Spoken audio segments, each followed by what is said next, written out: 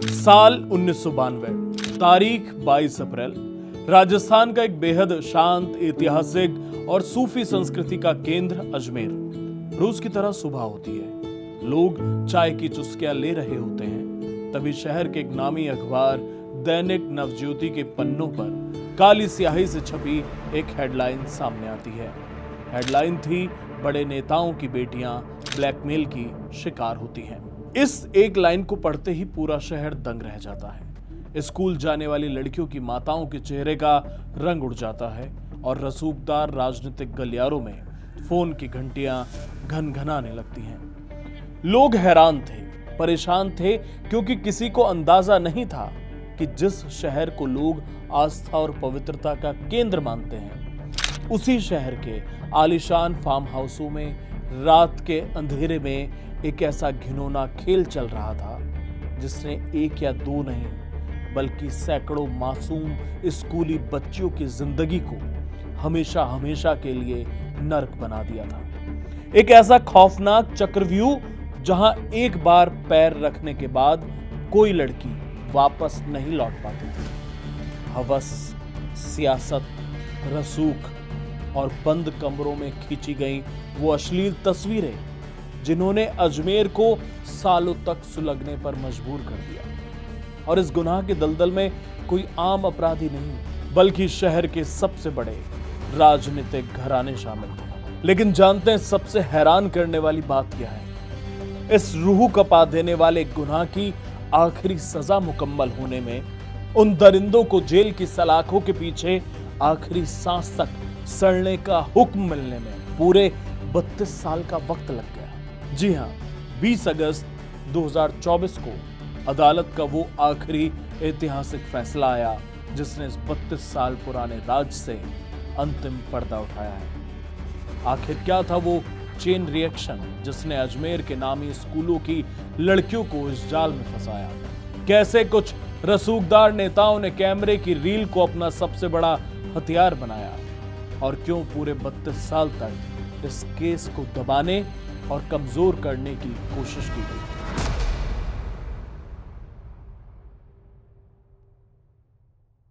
नमस्कार, मैं हूं हर्ष और किस्से कहानियों के इस सनसनीखेज और गंभीर एपिसोड में हम इतिहास के उस डायरे का पन्ना पलटने जा रहे हैं जिसे अजमेर सेक्स स्कैंडल के नाम से जाना जाता है। इस कहानी को आखिर तक सुनिएगा, क्योंकि यह सिर्फ एक अपराध की कहानी नहीं है, बल्कि हमारी राजनीतिक और प्रशासनिक व्यवस्था के चेहरे पर लगा वो दाग है जिसे जानना आपके लिए बेहद जरूरी है। आइए शुरू करते हैं इस खौफनाक दास्तान का पूरा सच बिल्कुल शुरुआत से। इस खौफनाक सिलसिले की शुरुआत होती है अजमेर के एक बेहद रसूखदार नाम से, फारूक चिश्ती। फारूक चिश्ती उस वक्त सिर्फ एक आम नागरिक नहीं था, बल्कि वो अजमेर युवा कांग्रेस का अध्यक्ष था। राजनीतिक पावर, रसूख और पैसे के दम पर उसके हौसले सातवें आसमान पर थे। उसने अजमेर के प्रतिष्ठित सोफिया सीनियर सेकेंडरी स्कूल के एक नाबालिग छात्रा को बहला फुसला कर अपनी हवस का शिकार बनाया। लेकिन बात सिर्फ एक बलात्कार तक नहीं रुकी। फारूक चिश्ती ने उस मासूम लड़की की कुछ बेहद आपत्तिजनक और अश्लील तस्वीरें खींच ली। इन तस्वीरों को उसने अपना सबसे बड़ा हथियार बनाया।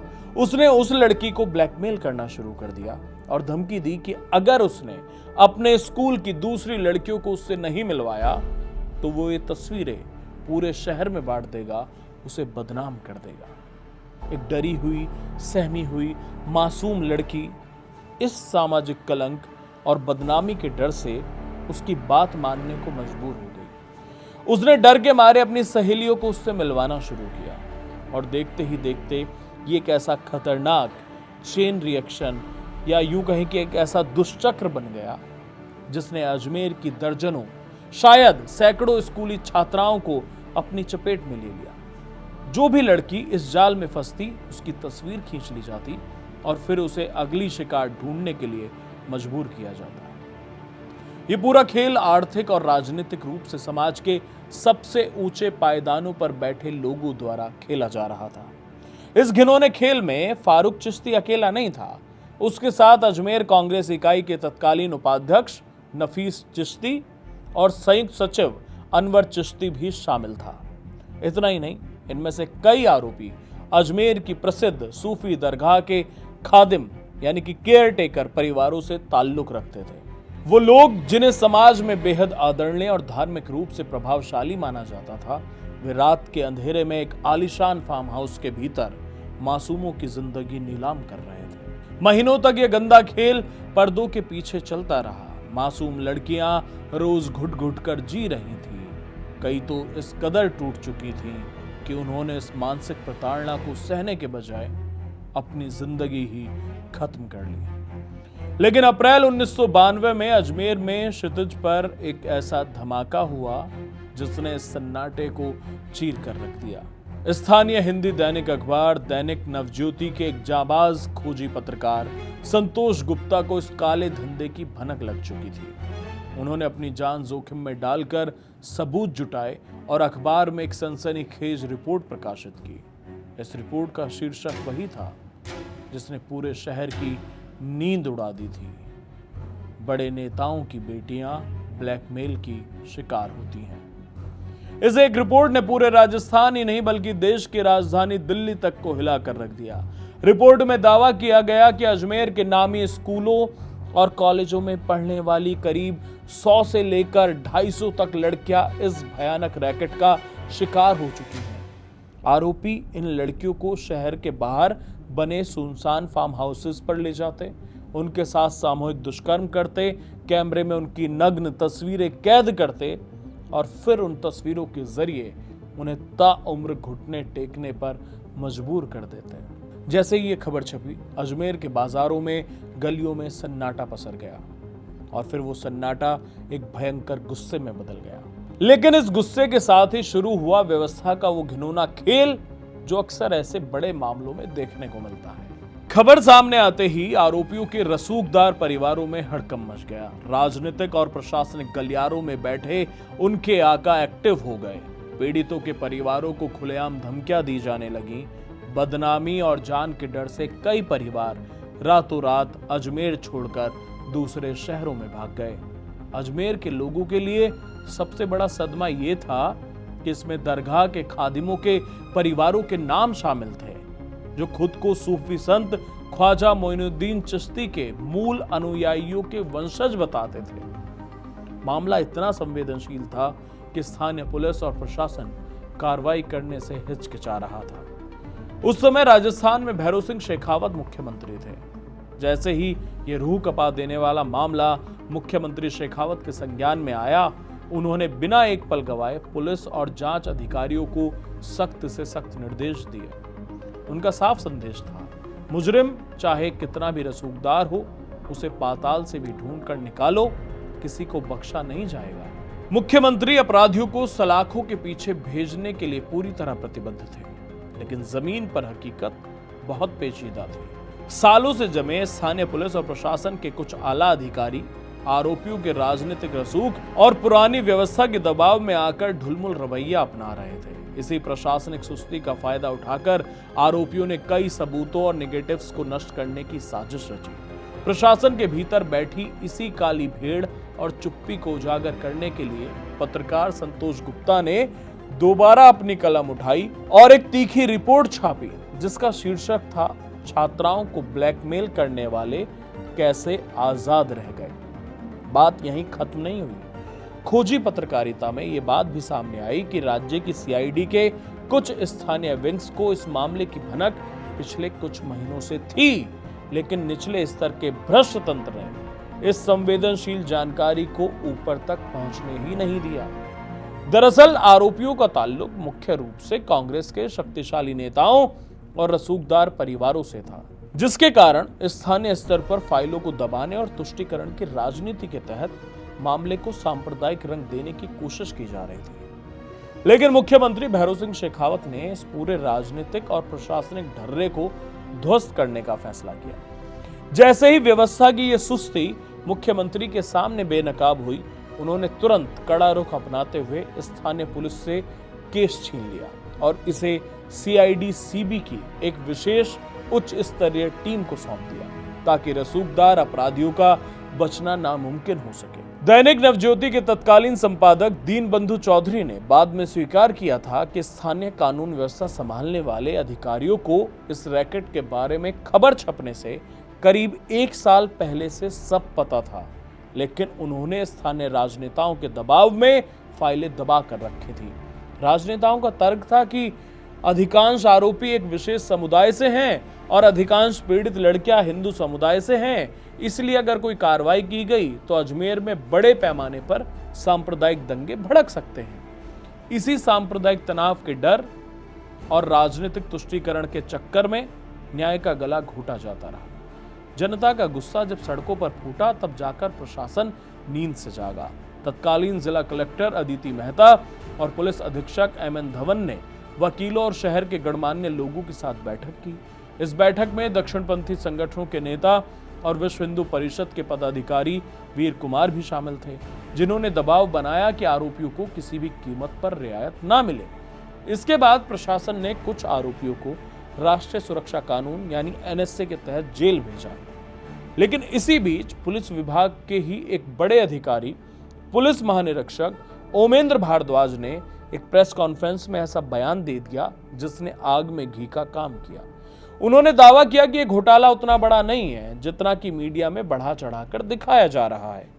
उन्होंने उन पीड़ित लड़कियों के चरित्र पर ही सवाल उठा दिए और उनके चरित्र को संदिग्ध बता दिया। शुरुआत में अजमेर जिला पुलिस ने तत्कालीन उपाधीक्षक हरिप्रसाद शर्मा के नेतृत्व में एफआईआर दर्ज की थी, जिसमें साफ लिखा था कि प्रभावशाली लोग स्कूली छात्राओं को जाल में फंसाकर उनका यौन शोषण कर रहे हैं। 31 मई 1992 को वरिष्ठ आईपीएस अधिकारी एन.के. पाटनी के नेतृत्व में सीआईडी की टीम अजमेर पहुंची। जांच आगे बढ़ी तो आरोपियों की लिस्ट लंबी होती गई। फारूक चिश्ती, नफीस चिश्ती, अनवर चिश्ती के अलावा उस फोटो स्टूडियो के मैनेजर हरीश तोलानी का नाम भी सामने आया, जहां इन तस्वीरों को डेवलप और प्रिंट किया जाता था। लेकिन तब तक बहुत देर हो चुकी थी। जांच टीम को पता चला कि कई मासूम बच्चियां इस ट्रॉमा और सामाजिक जिल्लत को बर्दाश्त नहीं कर पाईं और उन्होंने पहले ही खुदकुशी कर ली थी। जो जिंदा थीं, उनके परिवारों ने कोर्ट कचहरी के चक्कर और बदनामी के डर से पैर पीछे खींच लिए। 250 से ज्यादा पीड़ितों में से सिर्फ 12 से 16 लड़कियां ही हिम्मत जुटा पाईं, जिन्होंने आधिकारिक शिकायत दर्ज कराई और कोर्ट में बयान देने को तैयार हुई। इसके अलावा कुछ स्थानीय छोटे अखबार और मालिकों ने भी वे आपत्तिजनक तस्वीरें हासिल कर लीं। इंसाफ दिलाने के बजाय इन अखबार मालिकों ने पीड़ित लड़कियों के परिवारों को ही ब्लैकमेल करना शुरू कर दिया कि अगर उन्हें पैसे नहीं दिए गए तो वे तस्वीरें छाप देंगे। लहरों की बरखा नाम के एक स्थानीय अखबार का मुख्य संपादक मदन सिंह इसी तरह की ब्लैकमेलिंग का रैकेट चला रहा था। ज्यादातर बेबस परिवारों ने उसे पैसे दे दिए, लेकिन पुष्पा धनवानी नाम के एक बहादुर पीड़िता ने हिम्मत दिखाई और उसके खिलाफ एफआईआर दर्ज करवाई। बाद में साल 1992 में ही मदन सिंह की हत्या कर दी गई थी। लेकिन कहानी यहां खत्म नहीं हुई। इस केस के 6 आरोपी नफीस चिश्ती, नसीम उर्फ टार्जन, सलीम चिश्ती, इकबाल भाटी, सोहिल गनी और सैयद जमीर हुसैन ऐसे थे जो लंबे समय तक फरार रहे या कानूनी तकनीकी खामियों की वजह से उनका ट्रायल पूरा नहीं हो पाया। इन 6 आरोपियों का केस अलग से चल रहा था। इस अंतिम ट्रायल को अंजाम तक पहुंचाना किसी एवरेस्ट फतेह करने जैसा था। Additional director of prosecution Virendra Singh Rathore ने इस केस की कमान संभाली। 32 साल बाद सबूतों को दोबारा अदालत के सामने पेश करना, 1992 की उन मेडिकल रिपोर्ट्स और डीएनए सैंपल्स को सहेज कर रखना एक बहुत बड़ी चुनौती थी। सबसे दुखद बात यह थी कि जब 32 साल बाद इन बूढ़े हो चुके मुजरिमों के सामने बयान दर्ज कराने के लिए उन पीड़ित महिलाओं को बुलाया गया जो 50 साल की उम्र पार कर चुकी थीं, तो वे अंदर से कांप उठी।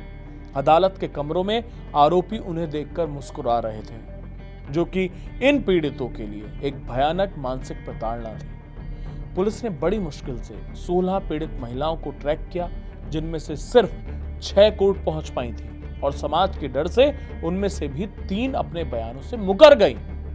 एक पीड़िता ने रोते हुए हाथ जोड़कर जांच टीम से कहा था कि अब मेरी पोती पोतियां हैं, मेरा भरा पूरा परिवार है, खुदा के लिए मुझे दोबारा उस नरक में मत खींचिए, मेरा परिवार बर्बाद हो जाएगा। लेकिन बची हुई 3 बहादुर महिलाओं के अडिग बयानों और अभियोजन पक्ष की कड़ी मेहनत के दम पर आखिरकार 20 अगस्त 2024 को विशेष अदालत के न्यायाधीश रंजन सिंह ने ऐतिहासिक फैसला सुनाया।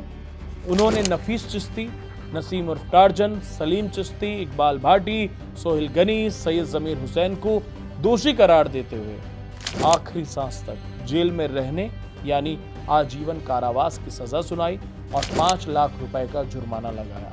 32 साल बाद आया ये फैसला न्यायपालिका में भरोसे को जरूर जगाता है, लेकिन ये हमें सोचने पर भी मजबूर करता है कि जिन लड़कियों की जवानी, जिनका करियर, जिनकी शादियां और जिनका मानसिक सुकून इस स्कैंडल की वजह से हमेशा के लिए खत्म हो गया, क्या उन्हें उनकी जिंदगी वो समय वापस मिल पाएगा? कोर्ट ने पीड़ितों के लिए आर्थिक मुआवजे का प्रावधान जरूर किया है, लेकिन समाज ने उन्हें जो गहरे जख्म दिए हैं वे शायद कभी नहीं भरेंगे। अजमेर सेक्स स्कैंडल भारत के इतिहास का वो काला अध्याय है जो हमेशा याद दिलाता रहेगा कि जब सत्ता, धर्म और रसूख का गंदा गठजोड़ होता है तो उसकी कीमत देश की मासूम बेटियों को चुकानी पड़ती है। उम्मीद है कि इस फैसले से उन रसूखदार दरिंदों के दिलों में खौफ पैदा होगा जो सोचते हैं कि वे अपने प्रभाव के दम पर कानून से बच सकते हैं। किस्से कहानियों के इस एपिसोड में बस इतना ही। इस गंभीर और ऐतिहासिक दास्तान पर आपकी क्या राय है, हमें कमेंट बॉक्स में जरूर बताइए। चैनल सब्सक्राइब करना ना भूलें। धन्यवाद।